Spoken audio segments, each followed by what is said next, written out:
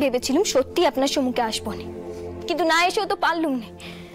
মেজ দিদি কইল আপনি নাকি বিদ্যাসাগর মশাইয়ের সঙ্গে অন্য চত্বরে কাজ করতে ছুটছেন এই শরীরে। তা বাবা মশাই মা জানেন এ কথা? না, জানেন না।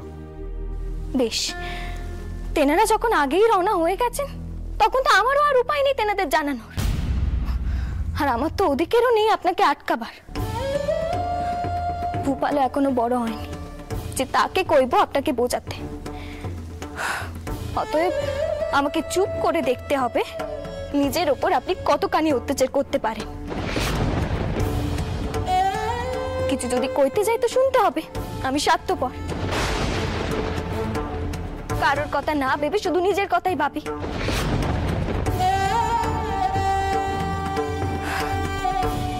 সবকিছু দেখার পরেও আমাকে মুখে কুলু পেটে থাকতে হবে।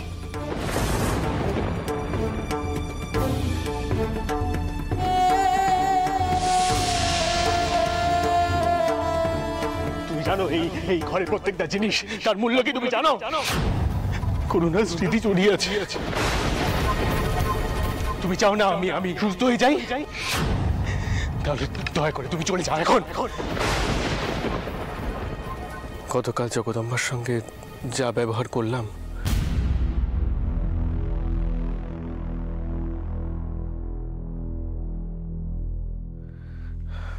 যাওয়ার দরকার, তাই যাচ্ছি।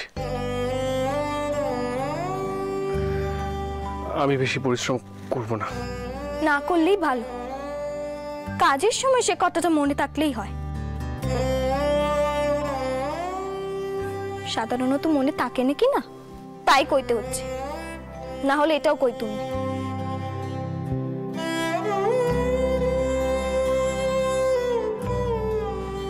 জুতোখানা যে কোথায় রাখলুম কে জানে।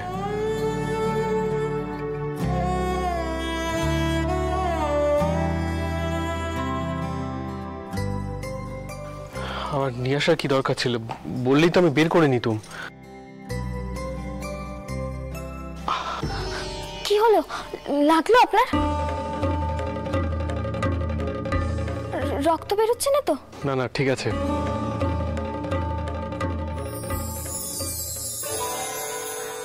আরে এসবের কি প্রয়োজন ছিল? আমি তো আমি জানি আপনি পারতেন, তবুও পরিয়ে দিল। যদি দোষ করে থাকি তো দুগা দিয়ে দেবেন না হয়।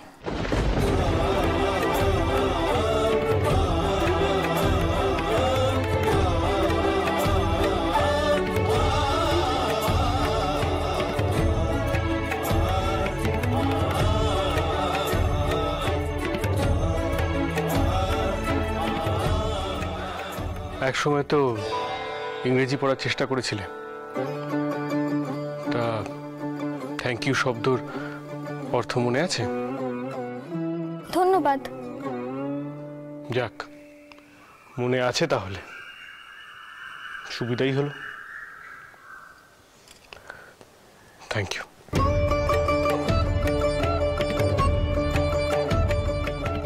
তাই সব কেতাবি কথা না কয়ে নিজের শরীরটা দিকে ভাবলেও তো হয়।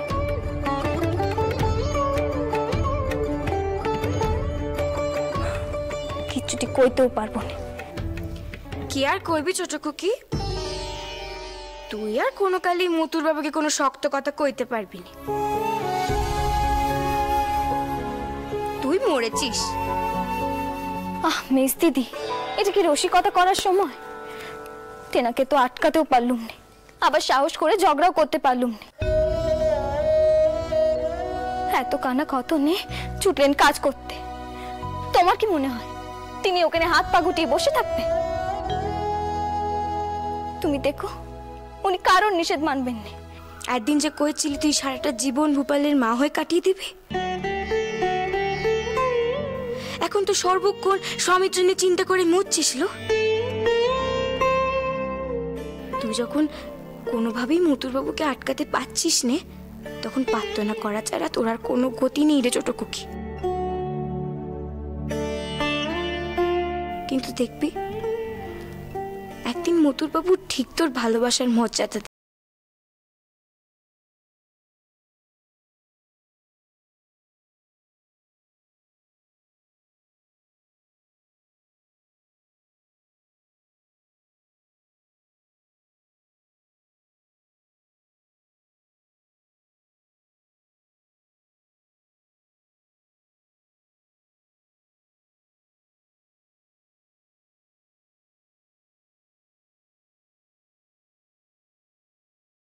হয় গো মিস দিদি।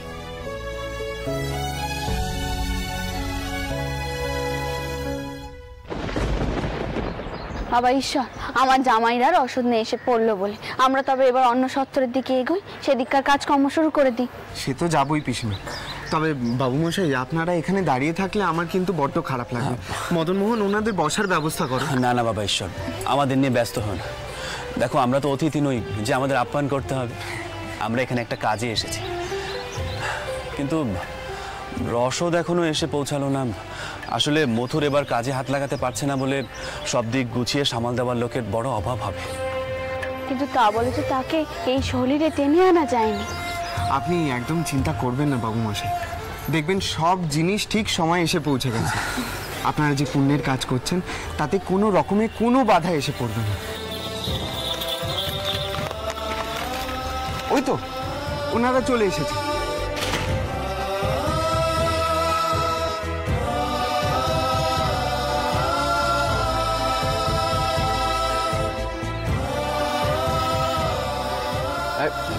আস্তে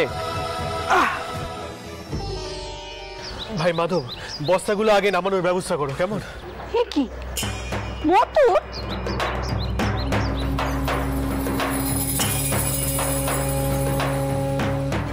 তুমি তুমি এখানে কিসের জন্য এসেছো? আমি তোমাকে পই পই করে বারণ করেছিলাম, তাও তুমি এলে। শুনছেন, আপনাকে কিচ্ছুটি কইবেন না। আপনারাই যা বলার ওনাকে বলুন, ভাইয়া তো আমাদের কোনো কথা শুনলেন না। মা, আমি আপনাকে কথা দিচ্ছি, আমি কিচ্ছু বাড়াবাড়ি করব না। আসলে আটামশাইয়ের মামা বাড়ি থেকে হঠাৎ করে ডাক পড়ায় উনি আসতে পারেননি। আমি এলুম, না হলে চৌধুরী মশাই আর মাধবের ওপর বড় চাপ পড়ে যেত। যে আমরা তো এখানে ছিলাম মথুরবাবু, তবে কি জানেন পিসিমা, কর্মঠ মানুষ আর যাই হোক শরীর খারাপ বলে ঘরে বসে থাকতে পারে। এই যে যাও, তোমরা সবাই যাও, বস্তাগুলো তাড়াতাড়ি তোলো, আমাদের এখনই রওনা হতে হবে। যাও।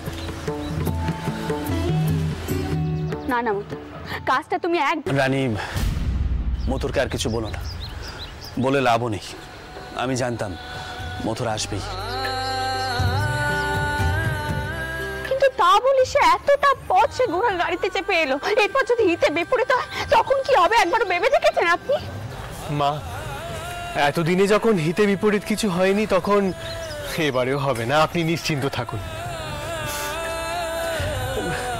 ওহে, রাখো রাখো, এখানে কিন্তু রসদ আছে, যেন পড়ে না যায়, দেখো, সাবধানে সাবধানে। হ্যাঁ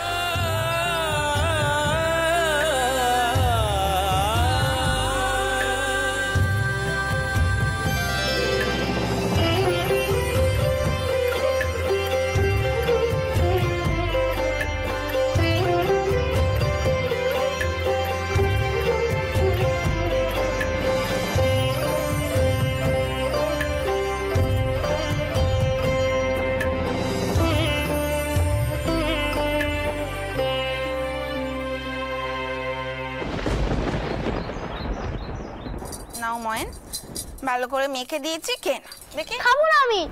কেন খাবে না? আমি ভালো করে দই চিড়ে দিয়ে পলান মেখে দিয়েছি, খাবে না কেন? নাও খাও। বলছি তো খাবো না।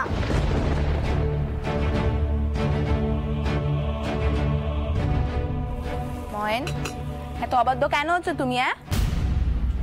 তোমার বাপের মতো হচ্ছে নাকি? না, তোমার বাপকেও তো এক কথা বলে তিনি একবারে শোনেননি, বারবার কইতে হয়। নাও দেখি, হ্যাঁ করো, খাও। শোনো, সব সময় যদি ভালো মানুষই করো তাহলে পরে নিজের কপালে নবডঙ্কা জুটবে। একটু বুঝে শুনে চলতে হবে, বুঝলে? আর তাছাড়া তোমার ভাই যাদব তো মাঝে মাঝে ঠাকমার কাছে গায়ে ঘেসে ঘেসে থাকে, তুমি যাও না কেন? হ্যাঁ, দিদমা কি খেলতে পারে? আমার তো খেলতে ভালোবাসি, আর যাদব তো শুধু পুজো করতে ভালোবাসি।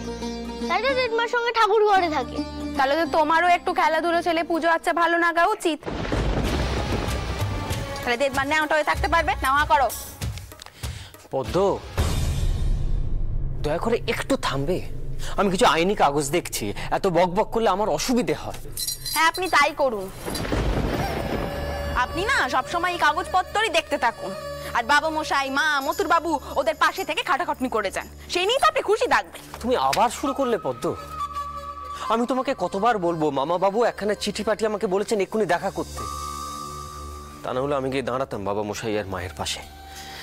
একখানা কাগজ মামা বাবুকে দেওয়ার কথা ছিল, আমি একেবারে ভুলে গেছি, সেই কারণেই হয়তো চিঠিখানা পাঠিয়ে। কাগজখানা একদিন পরে দিলে কি হতো?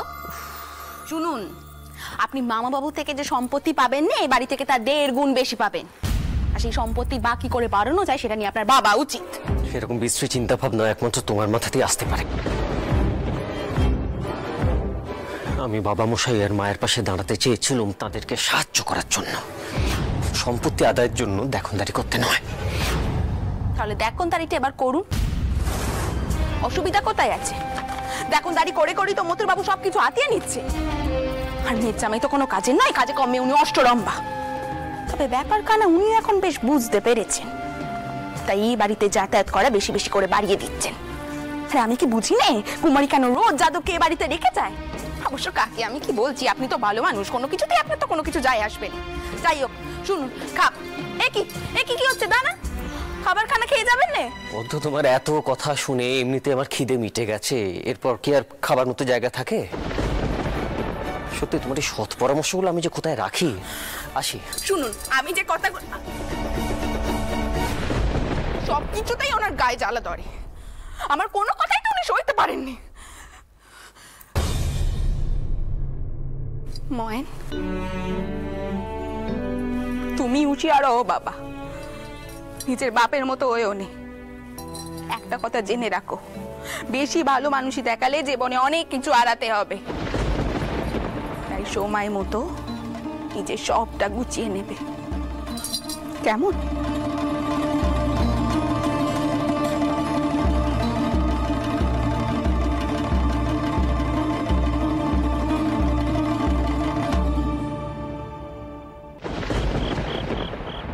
নায়েব মশাই, আপনি লোকদের দিয়ে 2 বস্তা চাল আনানোর ব্যবস্থা করুন। মাধব দাদা, আমাদের কিন্তু একটু রাশ টানতে হবে। ভাড়ারে যার ওষুধ মজুদ আছে সবই যদি এক জায়গায় চলে যায়, তাহলে অন্য জায়গায় কি পাঠাবে? সেখানে তো রসদে টান পড়ে যাবে। তাছাড়া তালুকে তালুকে যেসব অন্নসত্র খোলা হয়েছে, সেখানেও তো মানুষ দুটো খাবারের আশায় হা করে বসে আছে। এদিকে দুর্ভিক্ষের প্রকোপ তো কমছে না। এখন থেকে একটু বুঝে সুঝে না চললে পরে তো আর সামলানো যাবে না। সবই তো বুঝলাম নায়েব মশাই, কিন্তু আজকের কাজটা তো আগে সামলাতে হবে, পরে না হয় এসব নিয়ে ভাবা যাবে। আর যে পরিমাণ লোক এসেছে তাতে খাওয়াতে খাওয়াতে রাত থেকে সকাল হয়ে যাবে। আপনি বরং দেখুন কত রসদ রাখা আছে। আচ্ছা বেশ।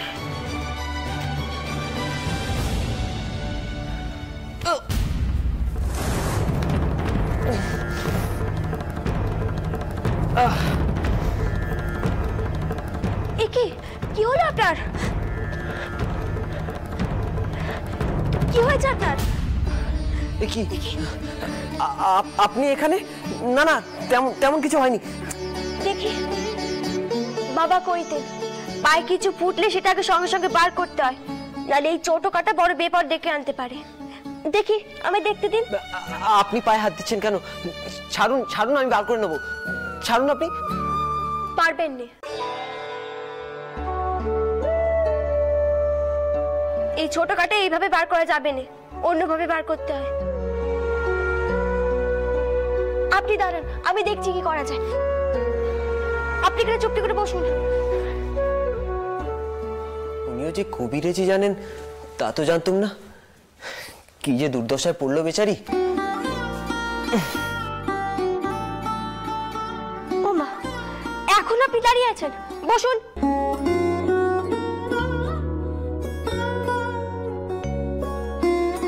দেখে দিন।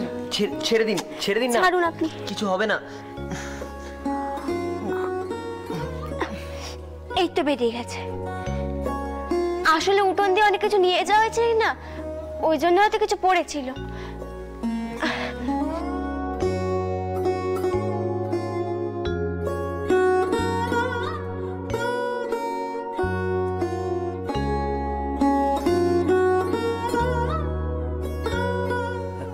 তো কবিরাজি জানেন, তো আপনি তো গায়ে থেকে চিকিৎসা করতে পারতেন, কেন শহরে এলেন? শহরে না এলে তো আপনাকেই ঝি হয়ে থাকতে হতো না। আমি কিন্তু এই প্রশ্ন আপনাকে করিনি। যাকে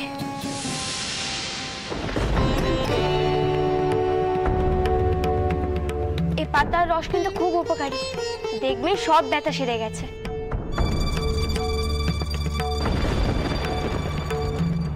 আর হ্যাঁ, কাল কিন্তু আরেকবার এই রসটা লাগাতে হবে।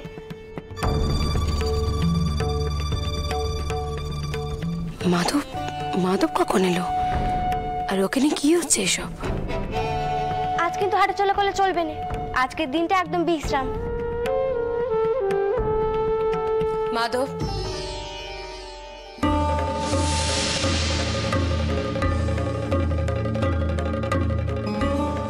তুমি কখন এলে? আর তোমার পায়ে কি হয়েছে? তেমন কিছু নয় মা, ওই একটা কাঁটা ফুটে গেছিল, উনি ছাড়লেনই না, ওষুধ লাগিয়ে দিলেন, আবার বলছে হাঁটাচলা বন্ধ। তুমি বলো, আমার যদি হাঁটাচলা বন্ধ হয়ে যায় তাহলে আমার অন্য সত্তরের কাজ কে সামলাবে? তুমি এখন যাও বাচ্চা, মাধবকে আমি দেখছি। মা মা উনি যাই বলুক না কেন, আমাকে কিন্তু যেতেই হবে। কথা না বাড়িয়ে ঘরে যাও মাধব, আমি দেখছি কি করা যায়। নায়েব মশাইকে কইছি সব ব্যবস্থা করতে। মা, আমার অবদ্ধ হয়েও নি মাধব, ঘরে যাও। এ তো মহা বিপদ হলো, পায়ে কি সব লাগিয়ে দিল, এখন তো আর পাও ফেলতে পারছি না। কি হলো? ঘরে যাও, আমি এক্ষুনি আসছি।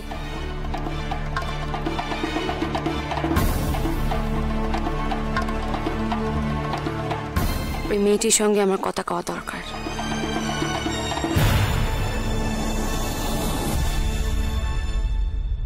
যদি ভুল না করি, ছোট কর্তামার কুসুম কুমারীকে পছন্দ না, তাহলে আর চিন্তা কিসের? মাধববাবুকে আর ভয় পাওয়ার কিচ্ছু নেই।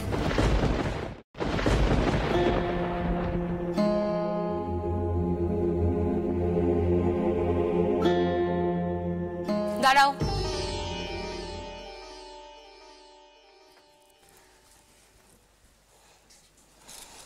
দেখে তো মনে হয় লেখাপড়াও জানো, সত্যি? সামান্য শিখেছিল, আমার স্বামী শিখিয়ে দিয়েছিলেন, কলকাতাতেই থাকতুম তখন। ও, তা তোমার স্বামী গেল কিসে? কাশরোগ হয়েছিল, তারপর বাপের ঘরে চলে যাই। দুর্ভিক্ষে বাপও মারা গেলেন। আমার এক পরিচিত দাদা আমায় কলকাতায় নিয়ে এসে বিক্রি করে দিচ্ছিল। মাধব বাবু রক্ষা করে এ বাড়িতে আমায় নিয়ে আস। তাক, জানি এসব কথা। শোনো মেয়ে, তুমি যে একজন বেদবা, তোমার কি সে খেয়াল আছে নাকি কলকাতায় এসে তুমি সেটাও ভুলে গেছো? এই কথা কেন কইছেন ছোট মা? দেখো বাছা, আমার ওই এক কানি বেটা, সে ছাড়া আমার কিন্তু আর কেউ নেই। আর কথাখানা তোমাকে কি করে বোঝাবো তাও আমি জানি না। আর আমার বেটার মন এমনি বড় নরম, সে কোনো মানুষেরই দুঃখ কষ্ট সহ্য করতে পারে না। তাই তোমার দুঃখেতেও তার মন খানা গলে গেছে। আর তাছাড়া তার বাপ ঠাকমা কেউ চায় না তোমার প্রতি সে এত করুণা দেখাক। তোমাকে আমি একখানা কথা কয়ে দিচ্ছি বাচ্চা, মাধবের আশেপাশে তোমাকে যেন আমি আর না দেখতে পাই।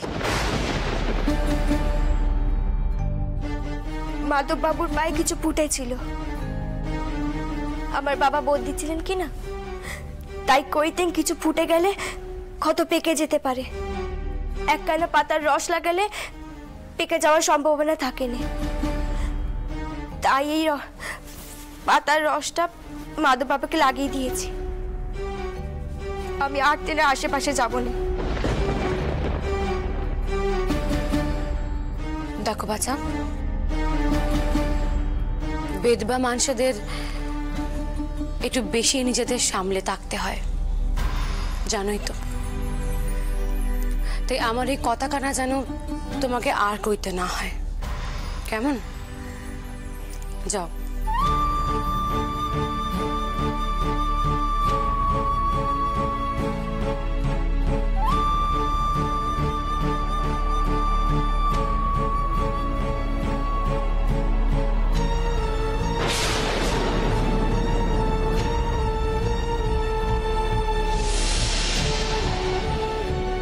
বেদবা মানুষদের একটু বেশি নিজেদের সামলে থাকতে হয়।